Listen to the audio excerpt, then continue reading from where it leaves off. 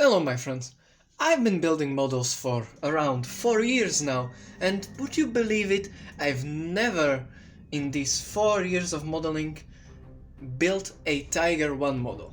Or well, that would be a lie. I did build this 1/72 scale Tiger from Zvezda around 2 years ago, but as you can see, it's not up to my modern standards, so I decided I will get a new Tiger and build it a better way. This is the Dragon 1/72 scale Gruppe Fehrmann Tiger I from their Armor Pro range, and this is probably the best Tiger I in this scale. If you look at the box, the details are fine. There is quite a lot of flash and stuff, and rubber tracks are not something you would expect from a high quality kit. But what you get is very interesting, because if you were to go with the trumpeter one or the airfix one, they are under detailed. The trumpeter one has worse rubber tracks. The airfix one is completely, just isn't modeled quite well. It just seems to be the best. You even get some really basic photo etch that's going to help you a lot. Now, another thing I bought, which is the first time I bought some figures in 1/72 scale. I've never painted figures before. This is going to be my first time painting them, and as Night Shift said, it's better to get a high quality figure for your first one, because a good figure basically paints itself. So I got these. Let's get to building the Tiger. So first I start with removing all of the parts out of the sprue. The lower and upper hull were made in separate pieces, so I cleaned those up, and then I started working on the wheels. These are unfortunately German wheels, so there was a lot of sanding, a lot of scraping, a lot of cleaning, a lot of gluing, but in the end I ended up with a small pile of wheels, and I could continue with assembling the rest of the kit. The entire assembly went together quite well. I was really pleased with how the parts fitted together and the details they had, but of course all of the details can be improved and will be improved by me. Here you can see me applying the flame cut texture on the upper front plate, as it was cut on the real vehicle. I add this texture using only my hobby knife, and I just do a lot of small scratches, and then I started working on the welding. The welding was done with the stretch sprue method. I basically took a sprue, put it above a flame and then stretched it, and then this little tiny piece of really thin sprue was glued onto the place where the weld would be. And then, once this was dry, I made a lot of small cuts into the sprue to create a weld texture. Yes, there are better methods to do this, for example the method where you use a two-piece putty, and I do believe that one is superior, even though I've never tried it because I don't have a two-piece putty. This is why I tried this one. For the purposes of this tiny model, I think it worked out decently enough. Then I also cut off one of the mudguards because I think it looked pretty cool.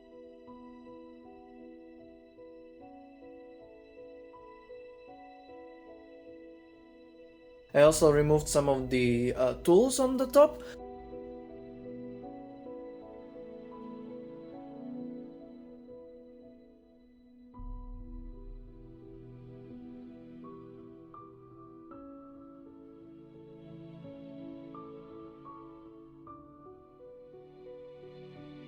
Then I decided to give the gun mantlet some interesting texture, as parts of it were cast in real life. If you look at the pictures of real Tigers, the middle was cast, and then the outsides weren't, and then the complete outsides were cast again.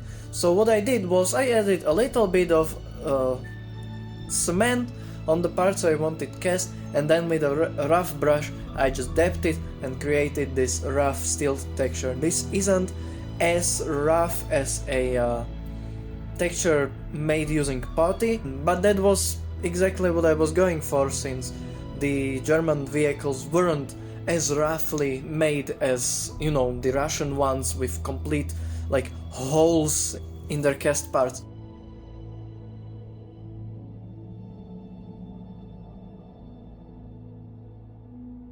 Then I used some putty to fill in some gaps because this model wasn't fitting completely perfectly, and I felt like I had to fill some parts, mainly on the turret and also from the mudguards, or well, the lower hull, where the upper and lower hull joins, there is a big gap. I filled it up. It's not all that visible at the end, but at least I felt good about myself, I suppose.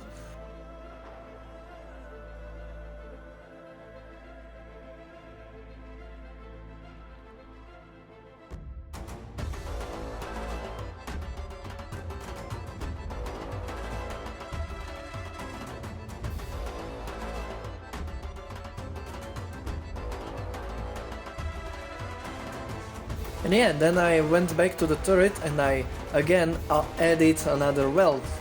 Looking at War Thunder model, you can see that there are two welds on the top, on the front of the turret. One of them was kind of replicated, there was a line, so I just scraped it like I did on the upper front plate. And the second one was made out of this stretch through method. It didn't look the best, but it gets the job done.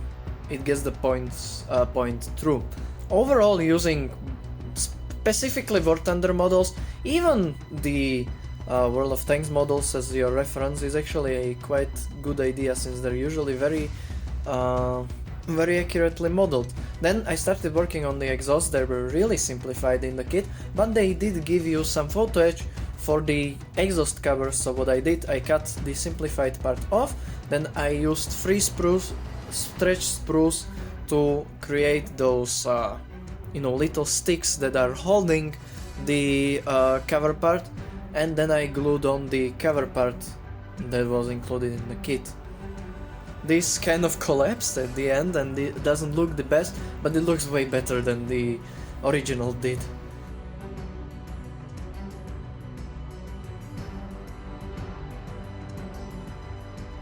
And then I just worked on some photo etch. I am really happy this was actually included. Mainly these little grills. You don't really realize how much better your model looks when you use photo etch grills compared to, some may be well, molded, but some can be too simplified, like these ones, for example. So the photo etch was really helpful, and I was really happy that it was included in the kit.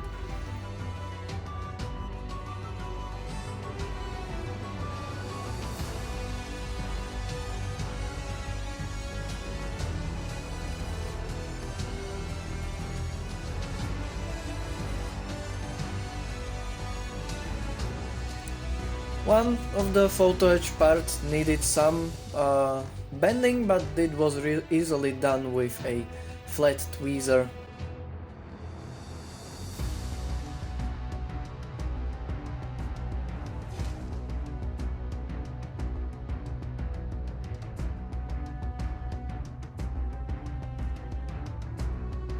And then it was just glued into place.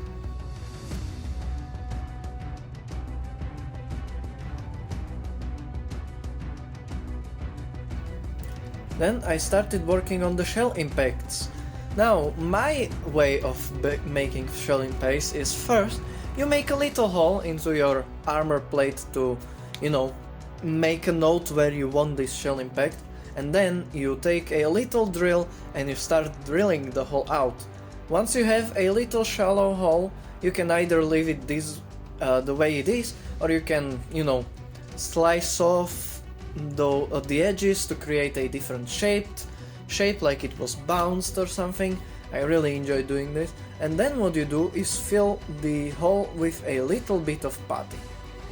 Once the putty dries only a tiny bit, you can then push it out with either the end of your brush or a toothpick for a smaller hole, which creates the nice pushed steel effect of the shell impact, like you would see in the real life.